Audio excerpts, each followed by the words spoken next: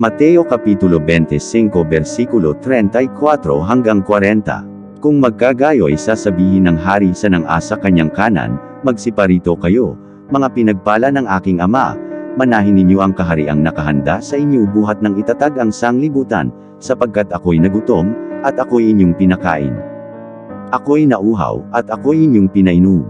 Ako'y naging taga-ibang bayan, at inyo akong pinatuloy. Naging hubad, at inyo akong pinaramtan. Ako'y nagkasakit, at inyo akong dinalaw. Ako'y nabilanggo, at inyo akong pinaroonan.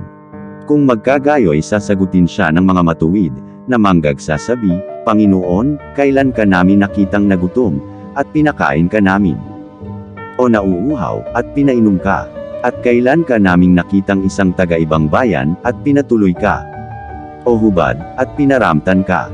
At kailan ka namin nakitang may sakit, o nasa bilangguan, at dinalaw ka namin? At sasagot ang hari at sasabihin sa kanila, katotohanang sinasabi ko sa inyo, yamang inyong ginawa sa isa dito sa aking mga kapatid, kahit sa pinakamaliit na ito, ay sa akin ninyo ginawa.